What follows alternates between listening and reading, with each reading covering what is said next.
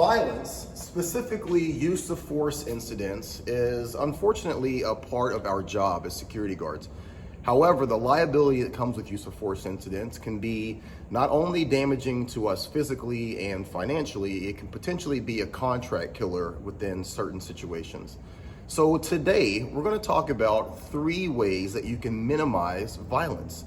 Because truly there is a pyramid that if you take one of these things away, it reduces the chance for violence. And if we can reduce the chance for violence, knowing that we can't completely eliminate or eradicate it, it'll help us to remain employed, it'll help us to gain future contracts, and it'll separate our companies from the competition. Stay tuned for today's debrief.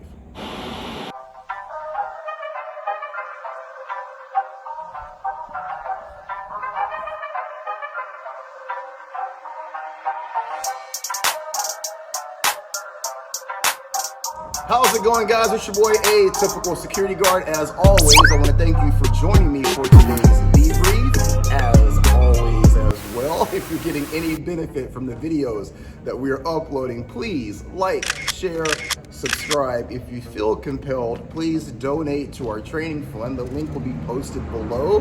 And in order to subscribe, all you have to do is hit that little bell icon that looks kind of like this. All right, so guys, yesterday we talked about the 3 issues that you have to look at: the legality, the policy, and the morality issues that surround getting involved with breaking up fights. But what if the fight comes to you, right? We don't always have a choice. However, there's something that we can do as security guards to minimize our involvement with use of force. I was talking to my supervisor this week, and he was doing one of his normal counseling sessions and kind of going through some things that we needed to talk about. And it wasn't necessarily directed at me, but he said, listen, we are dealing with a time right now where anything, use of force with pepper spray, with taser, simply drawing your weapon, all of this in today's society, it's just not a good look. So we have to find a way to try and minimize that. Not that we're having a lot of issues with that, but just in general, talking about the need to minimize having to go hands-on. Well, unfortunately, we can't do that. So what are some of the things that we can do as security guards to be more self-aware and start to look for these indicators of potential violence? I started thinking about that and searching through YouTube and looking at videos, and I came across this great conversation between two martial arts instructors, and they were talking about violence, and they were discussing this tripod or this pyramid, and it talked about if you can be aware of these 3 indicators of violence, if you can just remove one of them, you exponentially raise the ability for you to not be a victim of violence. Now, they were talking about this in terms of just being a normal everyday citizen, but it really hit home in terms of being a security guard. Because again, as law enforcement officers, they have the ability to operate under the perceived threat, right? But as security guards, we have to operate under the principle of imminent threat. Right? An imminent threat goes right along with being a normal civilian. So I thought, man, this is great. I'm going to talk about this on the channel. I'm going to bring this to the guys, and we're going to discuss this. So today, we're going to talk about the pyramid, right? This pyramid, this tripod of indicators of violence. Let's get right into it. So you might not understand this, but in order for violence to happen, there has to be 3 things present. Number 1 has to be the intention, right? The sole intent of the perpetrator to do harm to the other person. That could be me, that could be you, that could be the old lady on the street, but whoever it is, the person that is intending to do evil, to be the harmful person, they have to have the intent. Now, we could talk for days about what makes someone violent, what makes someone belligerent, what makes somebody get to the edge of wanting to do damage or harm to another person. But ultimately, as we're going through our day as security guards, that's not something.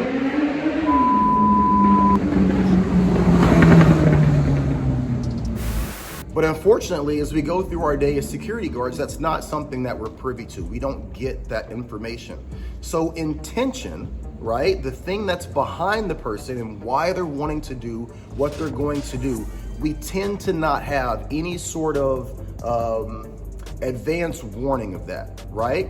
Now, we can get really good at profiling. We can get really good at being aware of our surroundings, of picking up little details, but ultimately we don't understand the intention. But that intention being there is a true indicator of violence, and you'll see how that plays in with the other two. The second principle that has to be available for violence to strike has to be the ability. Now, when we're talking about the ability, there's a couple of different things. Size, right? Whether or not a person, now, if we're talking about me specifically, right? I'm 6'2", 6 foot, depending on the boots that I'm wearing, right? I'm 6'2". I'm currently 245 pounds. I'm working on that, right? But I'm a pretty big guy. So someone who's 5'5", someone who's 5'7", even someone who's 6 feet tall, but maybe they're 115 pounds, the ability for that person to do harm to me one-on-one is pretty low, right? And I'm just gonna say that. It's pretty low. Specifically, me working in a situation where I'm armed with a taser, I'm armed with a firearm, I have on body armor, right? The ability or the potential for someone to actually do harm to me is quite low. But what if that person who's 5'5", that person who's 115 pounds, they have an AR-15? What if that person has a bomb strapped to their chest, right? Now, exponentially, the ability for them to do harm to me or do harm to others, it starts to rise, right? So where you have the intention, that's one principle. The second is the ability, right? The ability for that person to carry out that act of violence. Absent that ability to carry out the act of violence, that person truly does not pose an absolute threat. Let's get into the third principle. So where we talk about principle 1 being the intent and principle 2 being the ability, the third thing that has to be necessary for there to be an act of violence has to be the opportunity, right? Any of those two things without the opportunity and violence doesn't occur.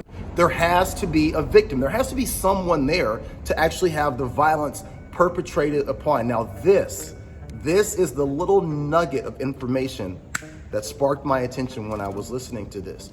As security guards, understanding that we do not have the ability to be preemptive, we don't have the ability to act on a presumed threat, and we can only operate under imminent threat to ourselves or others. This is where I saw a great opportunity to bring this information to you guys as security guards. What we have to do and what we should do in the situation of eliminating one of these three needed and necessary principles for there to be violence is to remove the opportunity, right? Case in point, one of the locations where I work, this supermarket, we tend to have an employee that works the door, right? They're your greeter. You tend to have someone that stands at a checkout stand, specifically the self-checkout area where people, you could probably have anywhere from 8 to 10 self-checkout areas, right? Aside from that, you'll have a security officer, and this might be a plainclothes officer or maybe an unarmed guard. And then you'll have managers and directors, and then you'll have myself as the armed officer.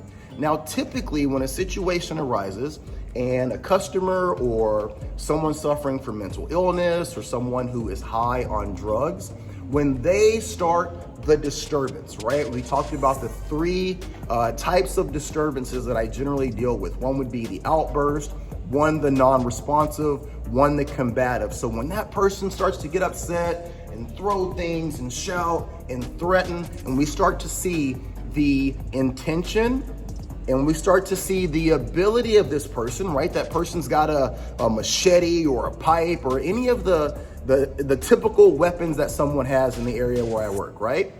What typically I have done is try to intercede and inject myself into that situation to try and dissipate and de-escalate.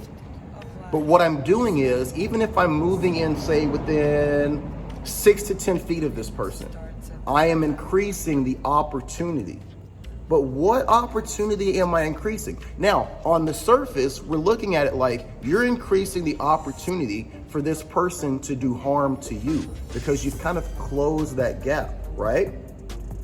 But I've also increased the opportunity for me to do harm to him. That is where liability comes in. So how can we remove one of these three principles to lower the potential act of violence either on the aggressor side and the responder side, or the potential for violence in general? We have to remove one of those things. We can't remove the intention from that person because clearly they're at a point where they're already agitated. We can't necessarily remove the ability, depending on what that person is built like, what weapons they have, what they have in their immediate grasp or reach. We don't have any ability to change that without escalating the violence. But what we can do is remove the opportunity. So instead of closing the distance, we utilize that tactical retreat, but it's a little bit different. In a tactical retreat, if you remember the video talking about that, we were actually leaving the situation completely. Well, if you're dealing with a disturbance, if you're dealing with an outburst, you're dealing with someone who is intent on doing some type of violence, as a security guard, you don't have the ability to completely tactically retreat. But what you can do is you can tactically withdraw. So instead of having that 6 to 10 foot distance, now we're talking about giving this person 20 feet, 21, 25, 30.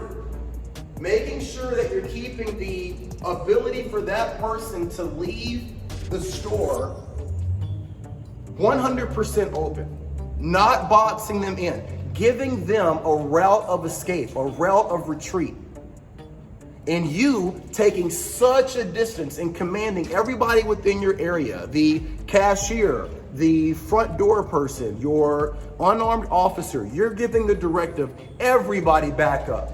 Everybody takes that extreme social distance of 20, 25, 30 feet.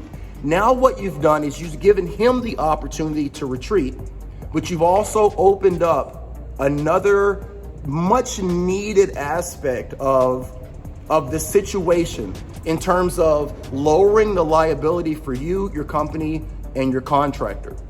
Now, if that person who's being aggressive, if they start to encroach and they start to close that distance, they are showing their willingness to increase the intent for what they're doing. You have given them an out. You have opened up the distance. And thus, by them showing that willing to increase the intent of what they're doing, that lowers the liability for your response. Ultimately, lowering the liability for ourselves, our employers, and our contractors is truly why we're hired in the first place, all right? So this is more of a, I wanna say it's more of a combative mindset, but through the filter of the business mindset. Guys, listen, it's all about the dollar. It's about the dollar that we're able to bring to our employers. It's about the dollar that we're able to save and protect for our contractors. And if we as guards can start to filter more of what we're doing in our everyday job through the prism of a business mindset, I think that it'll help us all understand and be more willing to acclimate and put into practice some of these things that maybe you just don't look at it and think of it as the best option, right? Sometimes as a guard, you're thinking, man, if I just go hands-on with this guy, get this guy out of here, we'll be able to solve all the problems. Well, no, you're not. You're creating more problems. And that is how the people that are signing the checks, how they view that.